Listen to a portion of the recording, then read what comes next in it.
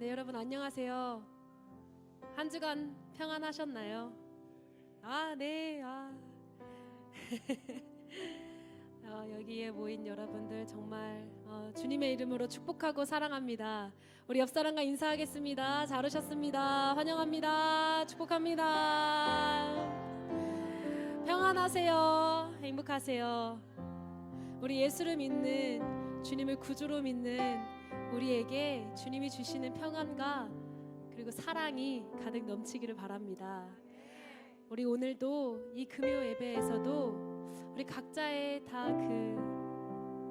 마음 안에 주님을 갈망하는 마음이 가득할 텐데요. 오늘 이 시간 찬양 중에, 말씀 중에, 이 모든 예배 중에 주님을 깊이 만나고 돌아가기를 소망합니다. 우리 이 시간 나의 만족과 유익을 위해 찬양 드리시면서 예배로 나아가겠습니다.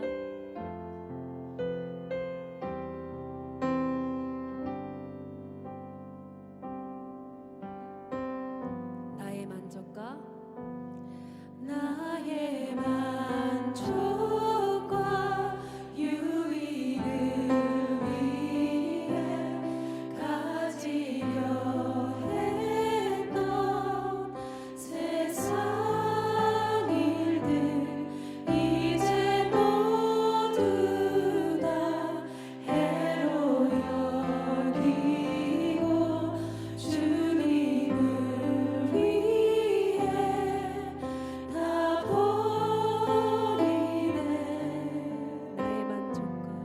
나의 만족과 유익을 위해 가지려 했던 세상 일들 이제 모두 다 해로 여기고 주님을 위해 다 버리네. 내 안에 가장 귀한 건 주님을 알미라. 모든 것 되시며 의와 기쁨 되신 주 사랑합니다.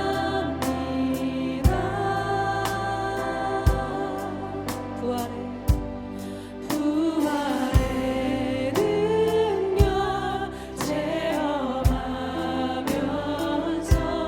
주의 고난에 동참하고 주의 죽으신 본을 받아서 그의 생명에 참여하네.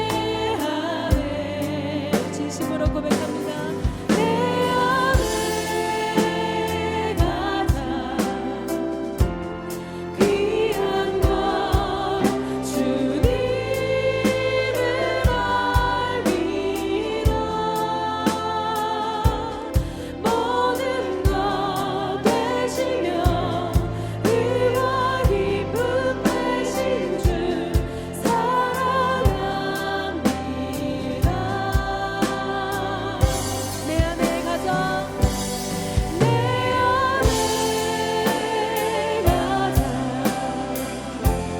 귀한 건 주님을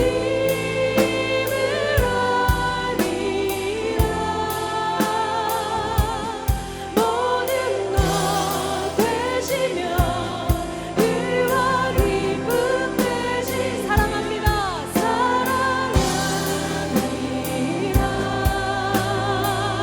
내 안에 가장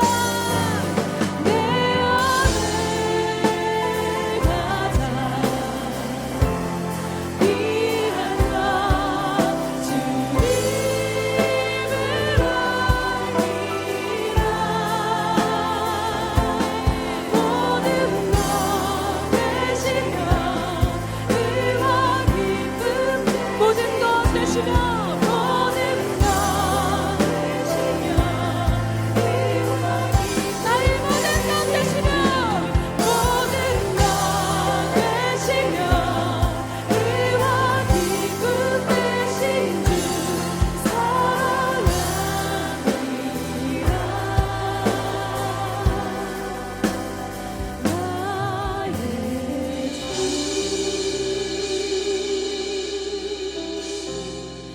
찬양받기 합당하신 주님께 영광의 박수 올려드립시다.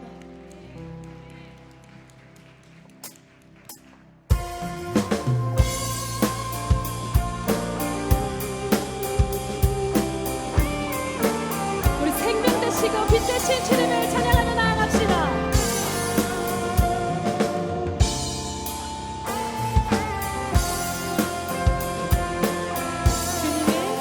주님의 음성에 세상의 만물이 눈을 뜨네 새 숨을 내쉬며 온전히 새로워지네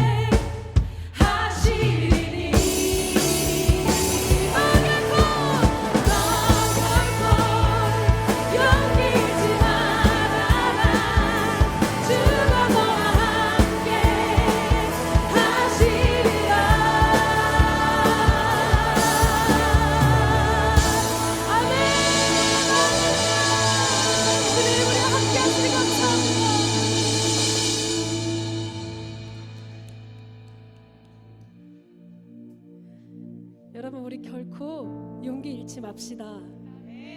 여러분, 우리 결코 우리 조금 넘어질지라도 포기하지 맙시다.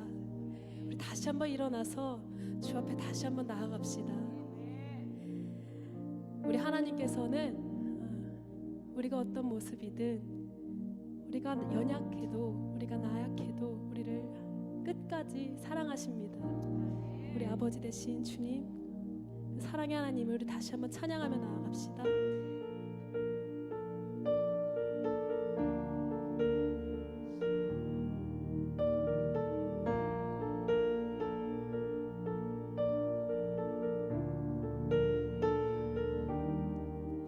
나의 사랑 너는 어여쁘고 참 귀하다. 어느 보석보다 귀하다. 내가 사랑스럽지 않을 때 너를 온전히 사랑하고 너와 함께하려 내가 왔노라. 주의 사랑, 주의 사랑, 이 사랑은 결코 변치 않아. 모든 계절 돌보시네. 푸른 마르고 꽃은 시든 나 주의 말씀은 진실해. 실수가 없으신 주만 바라라.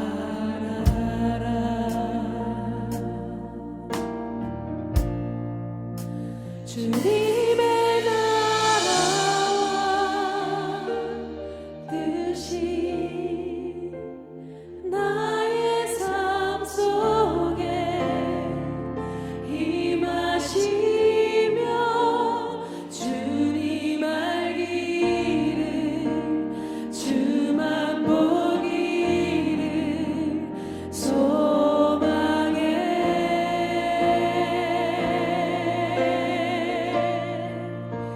거룩히 살아갈 힘과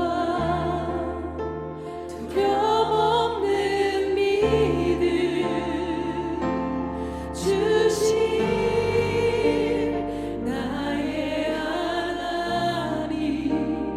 완전한 사랑 찬양해.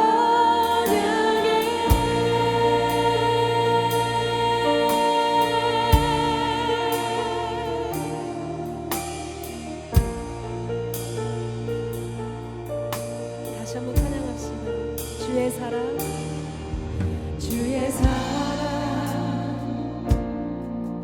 이 사랑은 결코 변치 않아. 모든 계절 돌보시네. 푸른 마르고 꽃은 시든 나 주의 말씀은 진실해. 실수가 없으신 주만 바라라.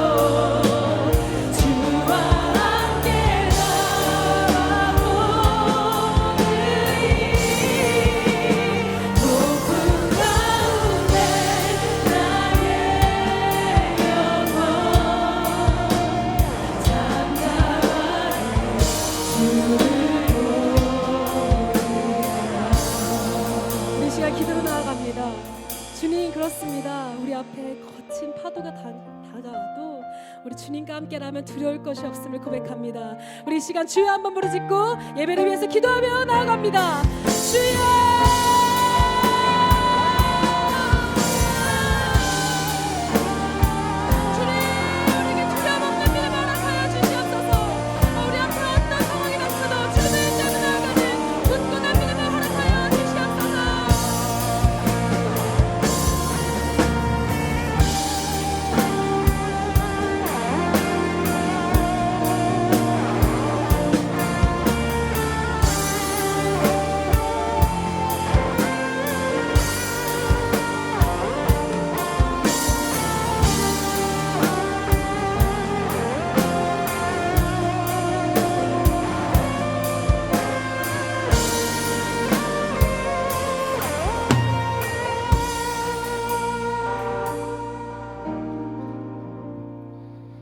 할렐루야. 우리 하나님께 감사와 영광의 박수 올려드리겠습니다. 자, 오늘 이제 우리가 민수기 18장을 이제 나가게 됩니다. 자, 오늘 본문은 제사장의 직무에 대해서 또 말씀을 하십니다. 참 하나님이 참 이상합니다. 예. 왜 지금 또 이 상황에서 지금 이 상황이 어떤 상황이에요? 고라로 인하여서 이스라엘의 큰 심판이 지금 한번 확 훑고 지나간 그런 상황이죠. 이 시점에서 왜 뜬금없이 제사장의 직무에 대해서 말씀을 하시냐라는 거예요. 근데 재밌는 거는 일전에도 이런 패턴이 있었습니다. 바로 민수기 우리가 얼마 전에 나눴던 민수기 14장에 보면은 바로 12명의 정탐꾼 이야기가 나오죠. 그때에 이들이 잘못된 보고를 하고 그것으로 인해서 하나님께서 그들에게 뭐라고 말씀을 하십니까? 너희들 가나안에 들어가지 못한다. 너희들은 앞으로 40년 동안 이 광야에서 유리하다가 광야에서 죽게 될 것이다 라고 그렇게 말씀을 하시죠. 그때에 이스라엘 백성들이 어떻게 합니까? 자신들의 힘으로 올라가 보겠다라고 해서 그제서야 막 올라가요. 그때에 모세가 말렸죠. 모세가 제발 하나님을 거역하고 올라가지 말아라. 그렇게 말렸음에도 불구하고 그들이 올라가게 됩니다. 그래서 그곳에서 이제 아말렉과 또 가나안인들에게 참패를 당하게 되죠. 그러한 이스라엘의 비극이 일어나게 돼요. 그리고 그 이후에 바로 곧바로 15장으로 넘어가서 하나님께서 제사에 대한 말씀을 또 하시죠. 그래서 우리는 또 오늘 같은 경우도 마찬가지. 고라의 그 비극이 훑고 지나간 이후에 직후에 또 제사장의 직무에 대한 말씀을 이렇게 하시는 거예요. 그래서 우리는 굳이 이 와중에 제사를 말씀하시고 굳이 이 와중에 또 제사장의 직무를 말씀하신다는 것에 대해서 우리는 의문이 생길 수밖에 없습니다. 자, 그런데 제가 여러분들에게 계속해서 강조하지만 여러분 굳이 하나님께서 이렇게 하시는 이유는 뭡니까? 바로 백성들을 죽지 않고 살게 하시기 위함이에요. 그러니까 백성들을 살리시기 위함이다라는 거예요. 그러니까 더 이상 너희에게 이와 같은 심판이 일어나지 않게 하기 위해서는 너희가 하나님과의 관계부터 다시 재점검해야 된다라는 것입니다. 하나님과의 관계는 여러분 무엇을 통해서 회복이 됩니까? 바로 예배이죠. 제사입니다. 이스라엘은 예배 공동체입니다. 예배를 통하여 하나님과 교제하는 예배 공동체예요. 그렇기 때문에 이들이 다시 하나님과의 회복을 원한다라고 한다면 바로 이 제사, 하나님을 예배하는 것에서부터 이들은 새롭게 정비를 해야 된다라는 것이죠. 그래서 하나님께서는 이런 일이 있은 후에 제사에 대해서 또는 제사장 직무에 대해서 이렇게 다시 말씀을 하고 계시는 거예요. 자, 여러분 이것은 지금 오늘을 살아가고 있는 우리들에게 굉장히 큰 시사점을 주고 있습니다. 우리 역시도 삶의 고난이나 풍파를 만났을 때 또 하나님께서 주시는 어떤 연단의 시간을 우리가 지나가고 있을 때에 우리는 가장 먼저 여러분 무엇을 해야 합니까? 바로 제사를 회복하다. 즉 예배를 회복하는 것입니다. 예배를 회복하고 하나님과의 관계를 회복하고 하나님과의 관계를 지켜나가는 데에 우리는 최선을 다해야 된다라는 거예요. 그런데 많은 성도들이 제일 안 되는 부분들이 이 부분이에요. 많은 분들이 삶의 고난이나 괴로움이 찾아오게 되면은 제일 먼저 예배가 무너지게 되고요. 하나님과의 관계가 무너지게 되고요. 또 하나님께서 주신 직분과 사명이 무너지게 됩니다. 이거는 뭐 예외 없는 순서예요. 항상 모든 사람들이 삶의 고난을 만나게 되고 괴로움을 만나게 되고 또 하나님이 주신 연단을 만나게 되었을 때에 제일 먼저 예배가 무너지고 그다음에 하나님과의 관계가 무너지고 기도가 무너지고 그다음에 사명이 무너지게 되는 거예요. 자, 그런데 오히려 반대가 되어져야 된다라는 것이죠. 그럴 때일수록 우리는 오히려 더 정신을 바짝 차려서 예배를 회복하고 그분과의 관계를 회복하고 더 하나님께 가까이 나아가야 한다라는 것입니다. 그래야지만 살 수 있다라는 거예요. 하나님께서 말씀하시는 건 지금 백성들을 살리기 위해서 말씀을 하시는 거예요. 자, 오늘도 이 고라의 사건으로 인해서 이스라엘에 한바탕 피바람이 불었지요. 자, 그 다음에 이들이 어떻게 합니까? 자, 이들이 어떻게 하는지는 바로 그 전장인 17장에 나오게 되는데 17장 제일 마지막에 보면은 17장 12절 13절을 보면 이스라엘 자손이 모세에게 말하여 이르되 보소서 우리는 죽게 되었나이다. 망하게 되었나이다. 다 망하게 되었나이다. 가까이 나아가는 자 곧 여호와의 성막에 가까이 나아가는 자마다 다 죽사오니 우리가 다 망하여야 하리이까. 자, 지금 이스라엘 백성들은 이 고라로부터 시작해서 이 일련의 사건들을 겪으면서 하나님에 대한 극한 공포심을 이들이 갖게 된 거예요. 자, 그리고는 우리가 죽게 되었다, 우리가 망하게 되었다, 이것만 지금 계속해서 무한 반복하면서 하나님께 가까이 나가지 못하겠다라고 지금 이야기를 하고 있는 거예요. 여러분 참 아이러니하지 않습니까?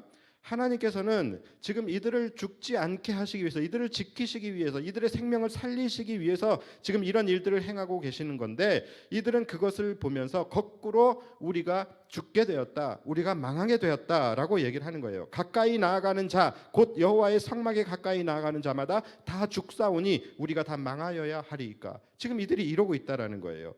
이들은 지금 하나님의 심판 이후에 여호와께 가까이 나아가지 못하겠다, 우리는 하나님께 나아가지 못하겠다. 왜? 죽을까봐, 망할까봐.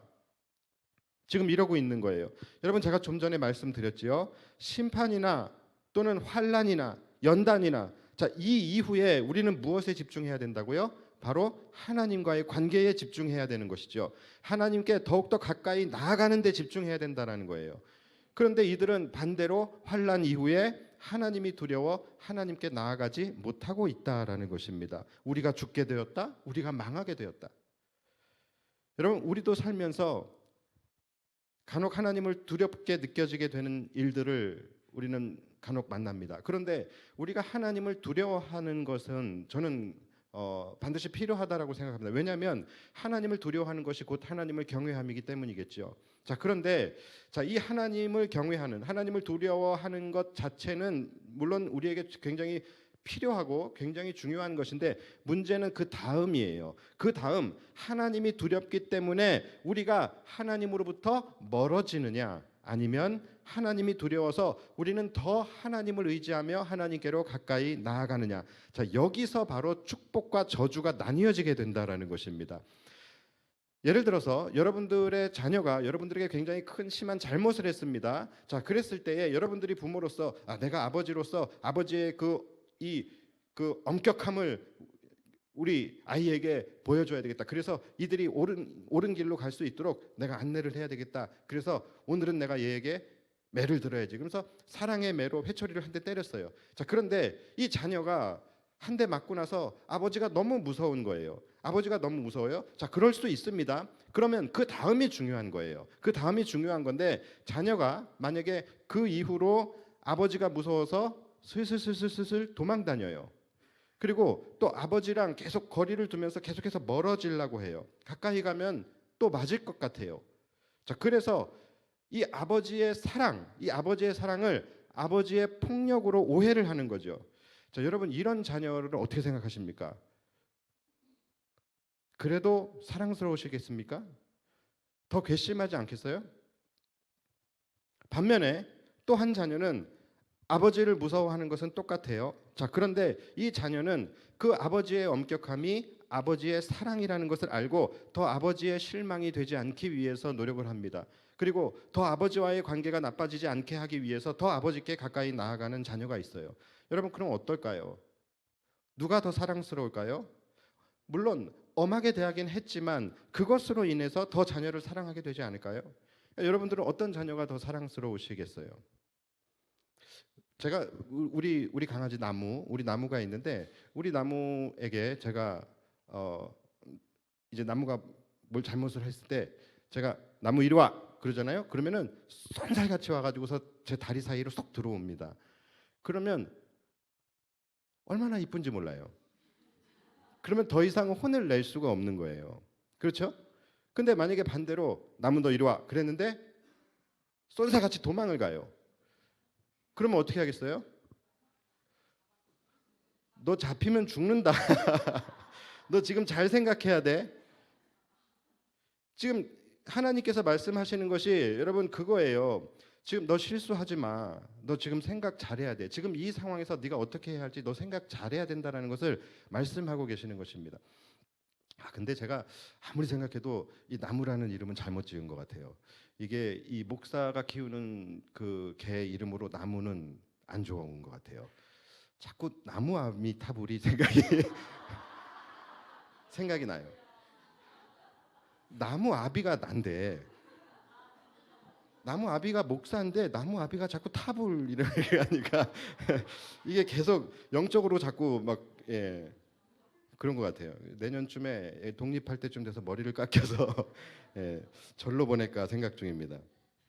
자, 아무튼 이 이스라엘 백성들은 지금 하나님을 두려워하는 마음, 이 하나님을 두려워하는 마음이 경외함으로 나아가는 것이 아니라 오히려 공포로 나아가게 되면서 하나님을 오해하고 하나님께 가까이 나아가지 못하겠다라는 것이죠. 가까이 나아가는 자마다 다 죽사오니 우리가 다 망하게 되었다라 그러잖아요. 그러니까 하나님이랑 계속 지금 이들은 멀어지려고 하는 거예요. 자, 그래서 하나님께서는 지금 너희가 두려워할 것이 아니라 하나님과의 관계를 회복해야 된다라는 것을 말씀하시는 거예요.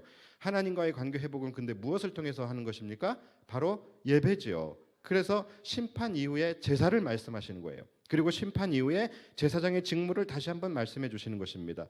너희가 이것만 잘 지키면 너희는 안전할 것이고 하나님과의 관계를 지켜나갈 수 있다라고 말씀을 해주시는 것입니다. 그러니까 중요한 것은 어떤 고난이냐 또 어떤 연단을 내가 받고 있느냐 이것이 중요한 것이 아니라 바로 그 다음입니다. 그 다음에 그것으로 인해서 내가 하나님과 멀어지는 것이냐 아니면 가까워지는 것이냐 이게 중요하다라는 거예요. 여러분 어차피 우리에게 어떤 일이 일어나든 만약에 우리에게 일어나는 일이 하나님이 주시는 고난과 시련일 수도 있고요. 또 이 세상을 살다가 보면은 또 순리적으로 우리가 당하게 되는 고난과 시련도 있어요. 또는 하나님이 우리를 훈련시키기 위해서 주시는 연단도 있어요. 근데 뭐가 됐든 상관없어요. 그 다음에 우리의 답은 하나입니다. 뭡니까? 그것으로 인해서 하나님께 더 가까이 나아가는 것. 우리에게 답은 이거 하나밖에 없다라는 것이죠. 답은 정해져 있는 거예요. 그러니까 살면서 하나님의 징계를 만날 때도 있습니다. 또 꼭 하나님이 주시는 것이 아니더라도 살다 보면 고난과 시련을 만날 때가 있어요. 근데 뭐가 되었든 간에 우리는 한 가지로 하면 되는 거예요. 뭡니까? 하나님으로부터 멀어지는 것이 아니라 하나님께 더욱더 가까이 나아가는 것입니다. 많은 분들이 근데 반대로 하고 있다라는 것이죠. 삶의 극한 고난을 만나게 되면 예배가 무너지고 기도가 무너지고 사명이 무너지고 왜냐하면 하나님에 대한 원망과 오해와 두려움 때문에 그래요. 자, 그런데 여러분 그러면 안 됩니다. 그럴 때일수록 더욱더 우리는 하나님의 긍휼하심을 구하고 하나님의 회복하심을 구하면서 더 하나님께로 길을 쓰고 나아가야 되는 것이죠. 물론 마음이 상하고 곤고할 때는요 예배가 잘 안 될 때가 있습니다. 또 기도조차 막혀서 정말로 내가 지금 뭐 하고 앉아 있나 싶을 정도로 내 마음이 막 무너질 때가 있어요. 예배를 통해서 회복이 안 돼요. 기도가 나오지 않아요. 그럴 때가 있어요. 자, 그러나 여러분 그것이 시험이라는 거예요. 그래서 그것을 거기에 넘어가게 되면 우린 뭐라 그럽니까? 시험 들었다라고 얘기를 하는 것이죠. 그러니까 그것이 시험이라는 것입니다. 예배가 안 되고 기도가 안 돼도 안 될 수 있습니다. 그러나 그럴 때라도 더 길을 쓰고 필사적으로 하나님을 붙들고 하나님 품으로 들어가야 된다라는 것입니다. 제사를 회복하라 하시고 제사장의 직분을 회복하라고 하셨던 것처럼 우리도 예배를 회복하고 직분을 회복할 수 있어야 되는 거예요. 그래야지만 우리가 살 수 있고 우리 영혼이 살 수 있는 것입니다. 자, 여러분 오늘 본문이 바로 레위인들에 대한 이야기예요. 자, 그런데 레위인이 여러분 누굽니까? 레위인이 어떤 자들이에요? 제사장이에요. 그리고 또 성전에서 일하는 자들이에요. 하나님의 거룩한 사역을 감당하는 자들이 바로 레위인들입니다. 자, 그런데 여러분 사실 이 레위 지파는요. 사실은 이런 거룩한 일을 감당하기에는 자격 미달인 지파가 바로 레위 지파예요. 레위 지파라고 처음부터 막 거룩한 지파? 예, 아니었고요. 또 그래서 하나님께서 레위 지파를 거룩하게 세우신 것도 아니에요. 레위 지파는 사실은 저주받은 지파입니다. 자, 여러분 이들의 레위 지파의 조상이 누굽니까? 지금 이 세상에서 가장 쉬운 문제를 냈거든요. 근데 왜 못 맞추시죠? 여러분 유다 지파의 조상은 누구예요? 그렇죠. 근데 레위 지파의 조상은 누군지 몰라요? 자, 레위 지파의 조상이 누구예요? 레위잖아요. 그런데 이 레위라는 사람이 문제가 좀 있어요. 레위가 바로 야곱의 셋째 아들인데 그때가 이제 언제로 창세기로 넘어갑니다. 창세기로 넘어가서 이제 야곱의 가족이 세겜 땅에서 정착을 이제 하려고 합니다. 자, 그래서 이제 세겜 땅으로 이사를 갔어요. 그런데 어떤 일이 일어나냐면 이 야곱의 딸 디나가 이 세겜 땅이 궁금한 거예요. 그래서 이 동네를 좀 탐방하고 싶다. 그래서 동네로 구경을 나갑니다. 근데 구경을 나가서 이 야곱의 딸 디나가 무슨 일을 당하냐면은 이 세겜의 족장에게 강간을 당하게 됩니다. 하늘이 무너질 일이 지금 일어나게 되는 거예요. 피가 거꾸로 솟을 일이 일어나게 된 거예요. 자, 그런데 그 사실을 알게 된 이 아버지 야곱은 정작 아무것도 하지 못하게 돼요.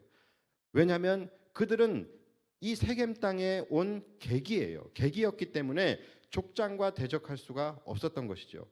그러니까 객이었기 때문에 객일 수가 없었던 거예요. 그래서 이 야곱이 그런 일을 겪고서도 아무 그 일도 못 하고서 그러고 있어요. 자, 그런데 그런 상황 속에서 그것을 참지 못하고 개겼던 자가 있는데 그가 누구냐면 바로 야곱의 둘째 아들과 셋째 아들인 시므온과 레위입니다.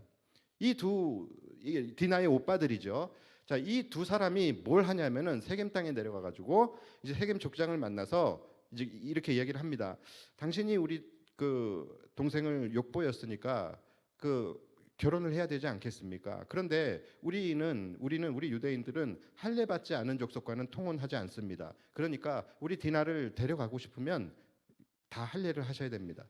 그러니까 족장이 그래? 그러면은 오케이, 다 할례 시킬게. 그래서 이 세겜 남자들을 다 할례를 시켜요.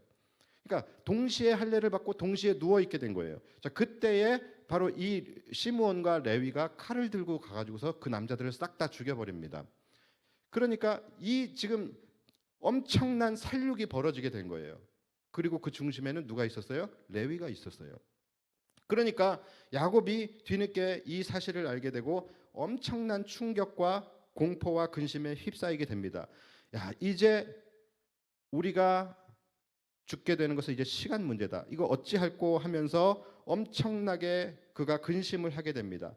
그러니까 이렇게 경솔하게 행동한 시므온과 레위로 인해서 야곱은 인생 가운데 가장 힘든 시기를 이때 보내게 됩니다. 자, 그리고 야곱은 이때의 그 고통과 괴로움을 평생 기억을 하게 돼요. 자, 그리고 이제 야곱이 죽는 순간에 이제 자기 아들들을 하나씩 불러서 다 축복을 하게 되죠. 그런데 야곱이 이 시므온과 레위에 대해서는 축복을 하지 않고 저주를 합니다. 그래서 야곱은 죽는 순간까지도 그때 일을 기억하면서 그 고통을 되새기고 있었던 거예요. 이렇게 뒤끝 있는 남자 처음 보죠. 죽는 순간까지도. 그래서 결국은 시므온과 이 레위를 저주를 해요. 그게 창세기 49장 5절에 나오는데 여러분 한번 들어보세요. 얼마나 살벌하게 저주를 하는지. 시므온과 레위는 형제요, 그들의 칼은 폭력의 도구로다. 내 호나 그들의 모의에 상관하지 말지어다. 내 영광아 그들의 집회에 참여하지 말지어다. 그들이 그들의 분노대로 사람을 죽이고 그들의 혈기대로 소의 발목 힘줄을 끊었음이로다. 그 노여움이 혹독하니 저주를 받을 것이요 분기가 맹렬하니 저주를 받을 것이라. 내가 그들을 야곱 중에서 나누며 이스라엘 중에서 흩으리로다. 여러분, 이게 아버지가 할 소리입니까? 그만큼 이 레위라는 사람은 이 잘못된 칼을 사용함으로 말미암아 이 무서운 저주를 받은 사람이 바로 레위라는 거예요. 그러니까 여러분 사실 레위가 잘못했지요, 그렇죠? 그러니까 이렇게 잘못을 하고 사람을 함부로 죽이고 이렇게 무서운 저주를 받은 레위가 제사장 가문이 된다고요? 하나님의 거룩한 성전에서 일을 하는 지파가 된다고요? 여러분 이게 가당키나 합니까? 그러니까 전혀 이 제사장의 가문이 될 수 없는 지파가 사실은 레위 지파예요. 자, 그런데 어떻게 이 저주받은 레위 지파가 제사장 가문의 지파가 될 수 있었을까요? 어떻게 그렇게 될 수 있었을까요? 자, 그 이야기는 이제 출애굽기로 넘어오면서 이제 그 일이 나오게 됩니다. 자, 여러분들이 잘 아시는 내용이에요. 모세가 시내 산에 올라가서 하나님으로부터 이 율법을 받게 되죠. 계명을 받게 되죠. 그런데 그때에 밑에서는 무슨 일이 일어나고 있었어요? 밑에서는 이 백성들이 기다리고 있는데 40일 동안 모세가 내려오지 않자 모세가 하나님을 대면하더니 거기서 그냥 죽었나 보다. 그렇게 생각을 하고서 아론을 부르죠. 그래서 아론에게 우리를 인도할 신을 빨리 만들어내라고 해요. 자, 그래서 아론이 금송아지를 만들죠. 그래서 막 백성들이 그 금송아지를 만들어 놓고 좋다고 절하고 막 그 춤추고 노래하고 막 그러고 있어요. 자, 그러고 있을 때에 모세가 멀쩡하게 살아서 이 십계명 두 돌판을 가지고서 내려오죠. 내려오다가 그것을 보죠. 그것을 보고서 모세가 어떻게 합니까? 그 돌판을 던져서 깨트리잖아요. 그러니까 이 레위 지파가 성질이 이렇게 더럽다니까요. 거기 확 깨트려 버려요. 그러고 나서 모세가 뭐라고 이야기를 합니까? 너희가 이렇게 하나님을 배반하고 너희가 이렇게 금송아지를 만들어서 너희의 신이라고 이렇게 섬기고 있는데 너희 중에 하나님을 배역하지 않고 하나님의 편에 설 자들이 있다면 지금 앞으로 나오라고 이야기를 해요. 자, 그럴 때에 그때에 유일하게 우리는 금송아지를 섬기지 않을 것이며 오직 하나님만을 섬기겠다고 나온 유일한 자들이 바로 레위 지파였어요. 자, 그게 출애굽기 32장 26절에 나오는데 이에 모세가 진 문에 서서 이르되 누구든지 여호와의 편에 있는 자는 내게로 나오라 하매 레위 자손이 다 모여 그에게 가는지라. 자, 이때에 그러니까 유일하게 하나님의 편에 섰던 자들, 하나님의 편에 섰던 자들이 바로 레위 자손들이었다라는 거예요. 그리고 그날 레위 자손들에 의해서 우상을 숭배한 자들 3,000명이 그들의 칼로 죽임을 당하게 됩니다. 자, 여러분 창세기 때와 이 출애굽기 때가 지금 어떤 대조를 이루는지 아시겠습니까? 그러니까 먼저 지금 이 레위 지파, 이 레위부터 시작해서 이들은 저주받은 자손이에요. 저주받은 족속이었어요. 자, 그런데 제가 뭐라 그랬습니까? 항상 그 다음이 중요하다 그랬죠. 그 다음이 중요한 겁니다. 그 다음에 이들이 하나님으로부터 멀어지느냐 아니면 하나님께 나아가느냐. 자, 이들은 저주받은 족속이었지만 모세가 뭐라 그래요? 하나님의 편에 설 자들 나오라고 했을 때 그들은 하나님께 나아갔던 거예요.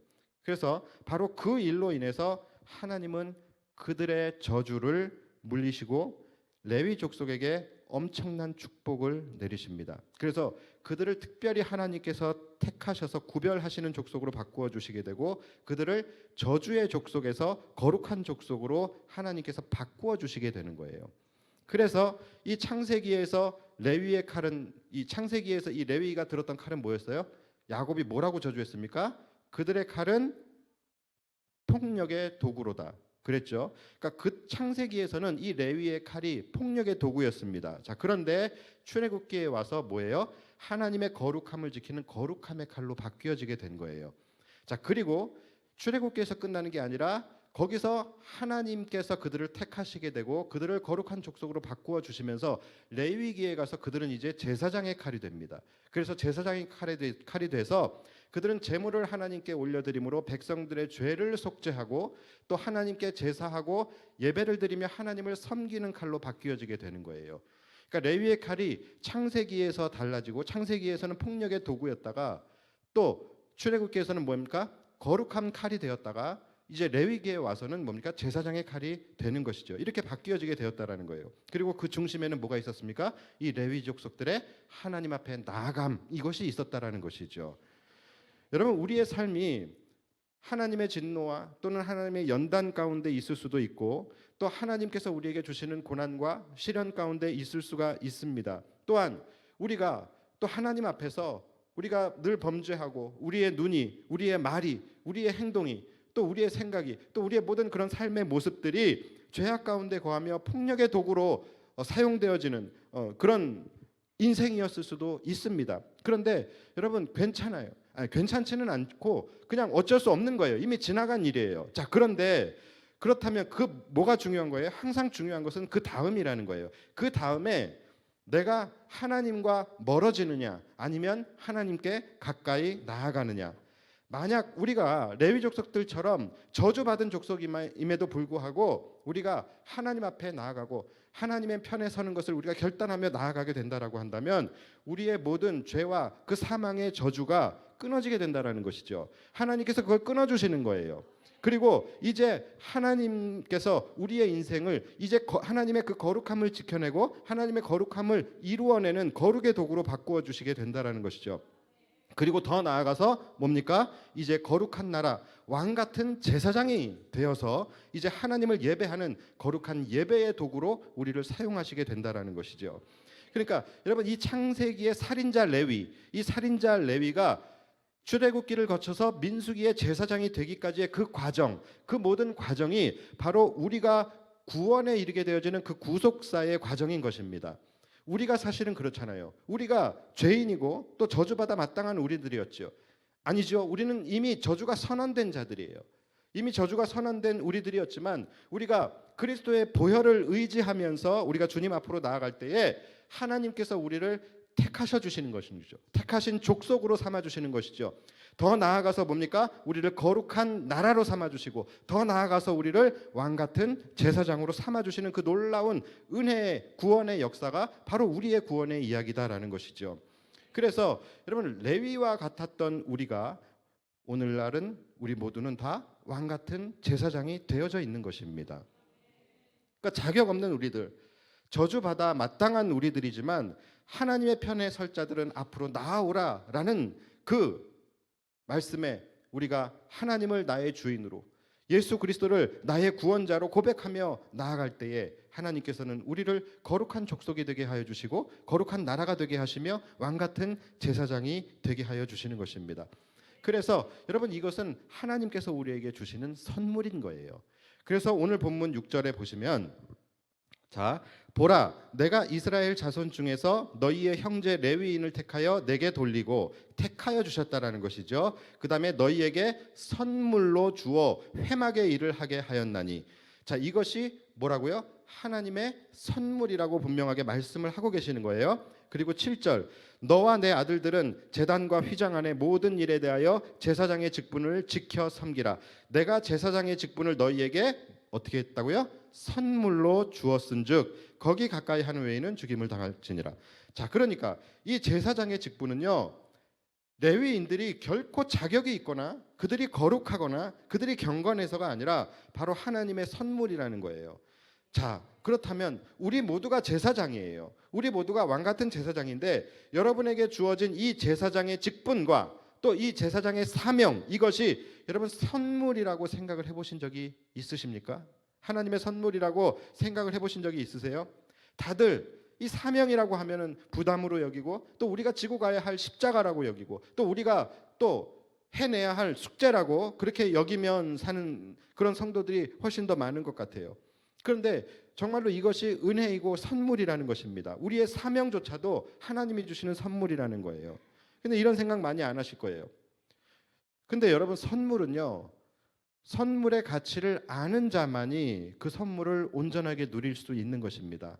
아무리 좋은 것을 주어도요, 그 선물의 가치를 모르는 사람은요, 평생 그 선물을 누릴 수가 없어요. 다시 말해서 우리에게 제사장의 직분이 주어지고 제사장의 임무, 제사장의 사명이 주어졌는데 이것을 우리가 정말로 하나님의 은혜로 여기고 감사함으로 기쁨으로 이것을 감당할 때에 이것이 선물이 되어서 우리의 인생 속에 나타나게 되는 것이죠. 근데 우리가 이것을 선물로 여기지 못하고 우리가 이 제사장의 직무를 잘 감당하지 못하게 되면 우리는 하나님께서 주신 이 놀라운 선물을 우리가 온전히 누릴 수 없게 되는 것입니다. 자, 그렇다면 이제 오늘 본문에 이 제사장의 직무가 뭡니까? 직무가 길게 나와요. 길게 나오는데 제가 그냥 다 한마디로 정리를 하면 이 제사장의 직무는 뭐냐면 백성들이 죽지 않게 하라는 것입니다.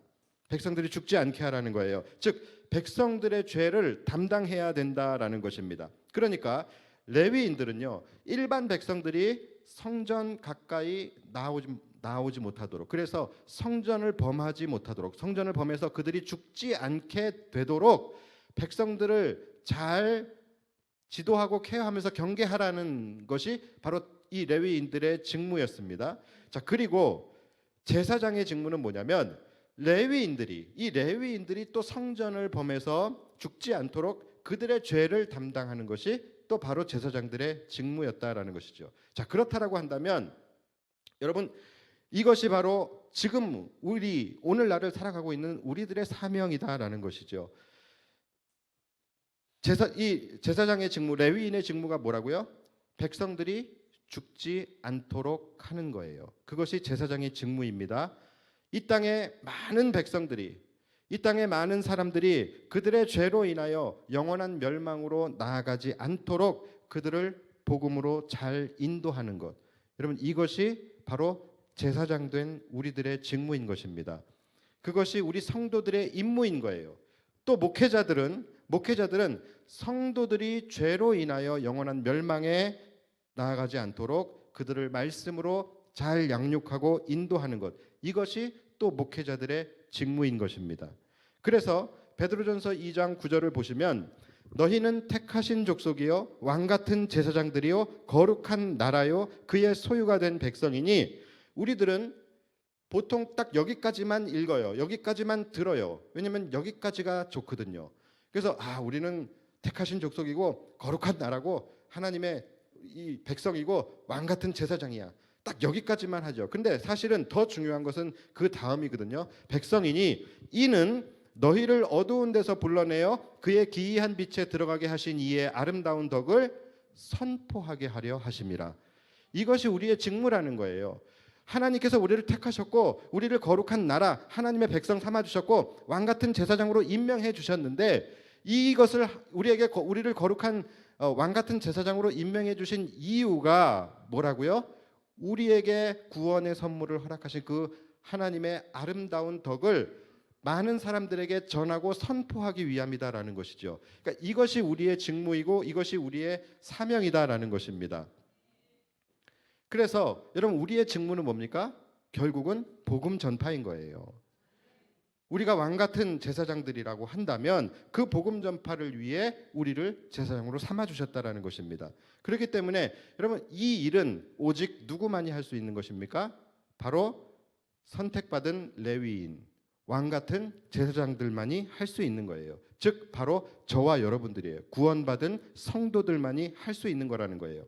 그래서 하나님께서는 6절과 7절에서 너희를 레위인으로 제사장으로 삼으신 것이 하나님의 선물이다라고 말씀을 하시는 것입니다. 그러니까 여러분, 하나님께서 여러분들을 구원의 백성으로 삼으시고 복음 전파의 사명을 여러분들에게 주신 것이, 여러분들은 이것을 선물이라고 생각을 하십니까? 아니면 내가 감당해야 할 십자가이고 또는 숙제라고 여러분들이 생각을 하십니까? 여러분, 선물도 말씀드렸듯이 선물의 가치를 아는 자들만이 그 선물을 누릴 수 있다는 것이라니까요. 그러니까 아무리 좋은 선물을 줘도요, 그 가치를 모르면 누리지 못하는 거예요. 꼬마 아이에게 아무리 콘도 회원권을 주고 골프 회원권을 주고 또 아파트 분양권을 주고 그래도요, 그 아이들은 그것을 선물로 여기지 못합니다. 그 선물의 가치를 알지 못합니다. 이게 왜 선물인지 몰라요. 그리고 오히려 이것을 내가 잘 지켜야 하는 숙제로만 생각을 하고 있는 거예요.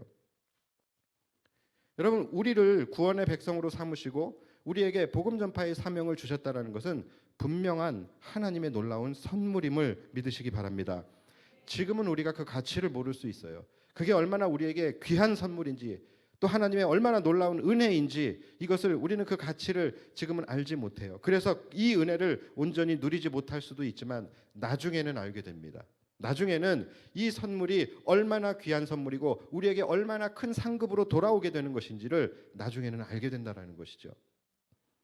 그래서 그 선물이 무엇인지를 말씀하시는 것이 이제 또 8절부터 20절까지 이제 쭉 나와요. 쭉 나오는데 제가 마음이 급해서 또 이것도 길기 때문에 제가 요약해서 간단하게 말씀드리면, 너희의 삶을 책임져 주시겠다라는 것입니다. 너희의 삶을 책임져 주. 번제로 태우지 않는 모든 제물들은 다 제사장의 몫이 되고, 또 가장 처음 난 것들, 또 가장 처음 얻은 소산을 또 소제로 드리고, 그럴 때에 그 모든 것들이 제사를 드려지고 난 다음에 제사장의 몫으로 돌리시겠다라는 거예요. 그러니까 하나님께서는 너희가 제사장의 직무를 잘 감당하기만 하면 하나님께서 너희를 가장 좋은 것으로 먹이시며 너희의 삶을 책임져 주시겠다라는 약속을 하시게 되는 거예요. 자, 그러면서 19절에 보면 이는 여호와 앞에 너와 내 후손에게 영원한 소금 언약이니라, 이렇게 말씀을 하세요. 왜 소금 언약이라고 할까요? 소금의 특징이 뭐예요? 변하지 않는 거예요. 소금은 변하지 않습니다. 자, 그래서 이 당시에 사람들은 언약을 맺을 때 소금을 한 번씩 이렇게 찍어 먹으면서 이 언약은 절대 변할 수 없는 언약이다라는 것을 상징으로 나타내는, 그렇게 언약을 행합니다. 그러니까 하나님께서 지금 우리와 그 언약을 하시겠다라는 거예요.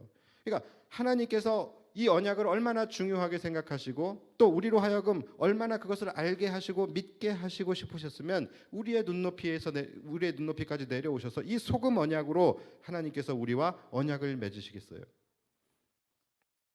자, 그리고 이제 마지막으로 가장 은혜롭고 힘이 되는 말씀이 나옵니다. 우리가 아까 읽었던 20절이에요. 자, 여호와께서 또 아론에게 이르시되 너는 이스라엘 자손의 땅에 기업도 없겠고 그들 중에 아무 분깃도 없을 것이니 내가 이스라엘 자손 중에 내 분깃이요 내 기업이니라. 자, 제사장들에게는 이 땅에서 그들이 누릴 수 있는 분깃이나 기업이 없다라는 것입니다. 자, 그러나 비록 너희 제사장들이 이 땅을 살아갈 때에 이 땅에서의 영화와 영광은 누릴 수 없을지도 모르겠지만 그러나 걱정하지 말라라는 거예요. 나 여호와 하나님, 내가 바로 너희의 분깃이 되고 내가 바로 너희의 기업이 되시겠다라는 약속입니다. 여러분, 이러면 게임 끝 아닙니까? 하나님이 우리의 분깃이 되시고 하나님이 우리의 기업이 되신다라고 하면은 더 이상 무슨 말이 필요하겠습니까? 여러분, 우리의 고백이 뭐예요? 하나님 한 분이면 충분합니다잖아요. 주님 한 분만으로 나는 만족합니다잖아요. 우리에게 가장 큰 축복이며 우리에게 가장 큰 분깃이 뭡니까? 바로 하나님께서 나와 함께 하시는 임마누엘의 은혜 아니겠습니까?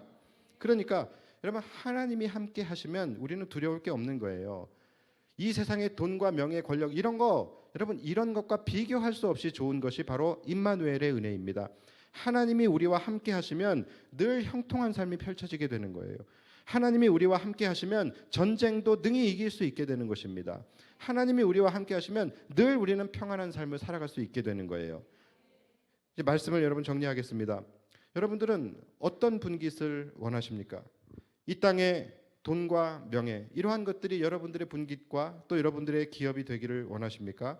아니면 나 여호와 하나님이 너의 분깃이 되며 너의 기업이 될 것이다라고 하는 그 약속이 여러분들의 분깃이 되기를 원하십니까? 이것은 비교할 수가 없는 거예요.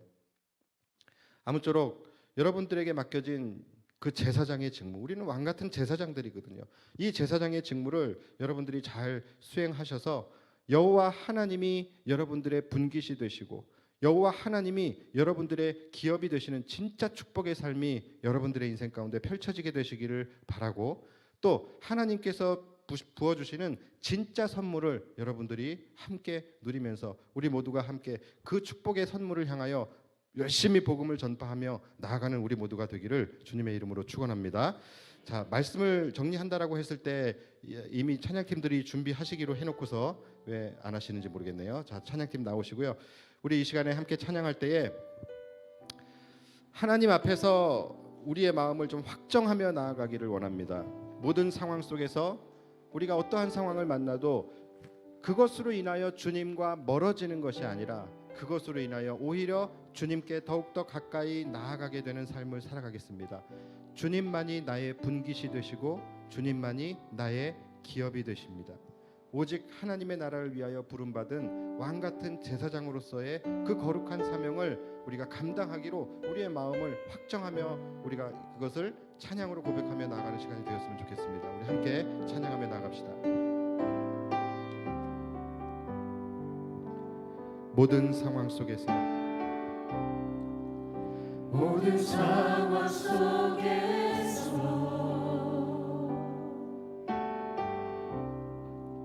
주를 찬양할지라. 주는 주는 너의 큰 상급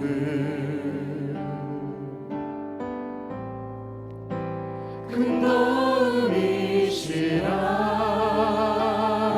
주의 얼굴 구할 때 주의 얼굴 구할 때 주님의 영을 부으사 주의 영을 부으사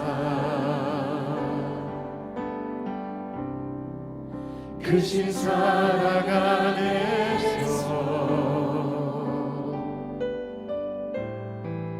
주를 보게 하소서.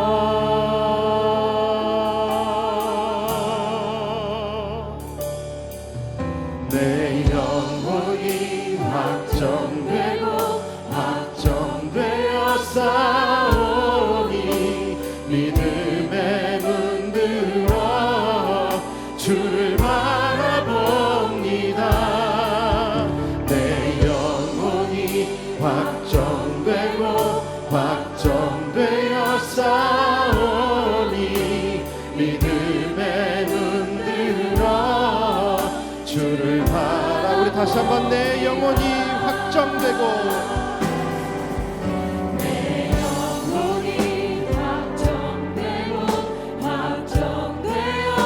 그렇습니다. 믿음의 눈을 들어 주님을 바라봅니다. 주를 바라봅니다.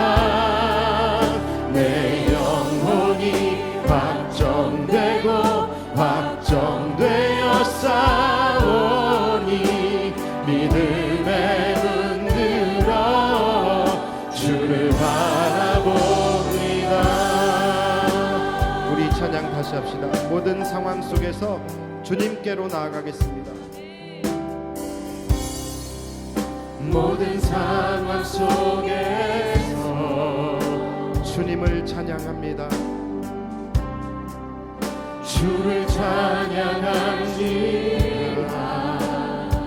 주는 너의 큰 상급 주는 너의 큰 상급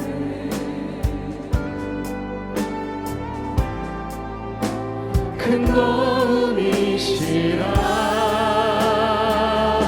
주님의 얼굴 구할 때 주의 얼굴 구할 때 주의 영을 부으사 주의 영을 부으사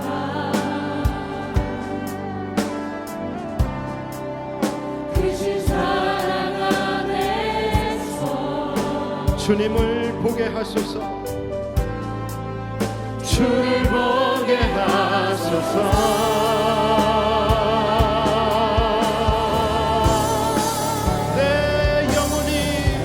내 영혼이 확정되고 확정되어 싸우니 믿음의 눈 들어 주를 바라봅니다.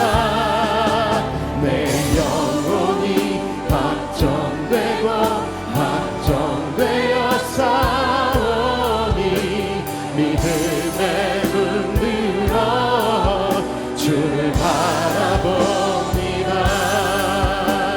주를 찬양할 때 찬양할 때 주의 나라 힘이 임했네.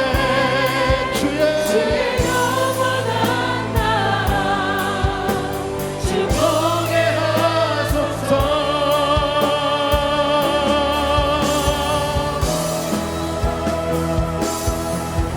내 영혼이 확정되고 확정되어 싸우니 믿음의 눈 들어 주를 바라봅니다. 내 영혼이 확정되고 확정되어 싸우니 믿음의 눈 들어 주를. 우리 마지막으로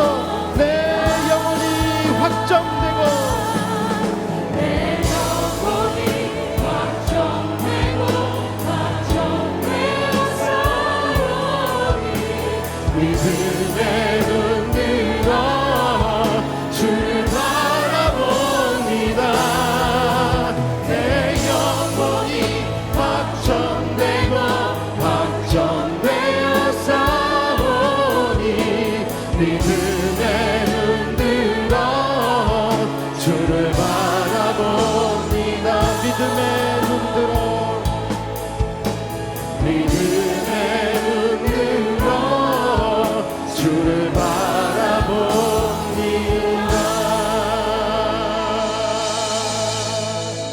우리 시간 함께 기도합시다. 주님, 모든 상황 속에서 우리의 마음을 하나님께로 확정하게 하여 주옵소서. 주님만이 나의 분깃이 되시고, 주님만이 나의 기업이 되시며, 주님만이 나의 상급이 되시고, 주님만이 나의 도움이 되시는 줄 믿사오니 고난과 시련 앞에서 하나님으로부터 멀어지는 자가 되지 아니하고 주님께 필사적으로 더 가까이 나아가는 자가 되게 하여 주시옵소서. 내 마음이 흔들리지 않고 하나님 앞으로 확정되게 하여 주시며, 어떠한 상황 가운데서도 우리의 마음이 주님을 향하고 믿음의 눈을 들어 주님을 바라보게 해달라고 우리 주의 이름 부르며 기도하며 나아갑시다. 주여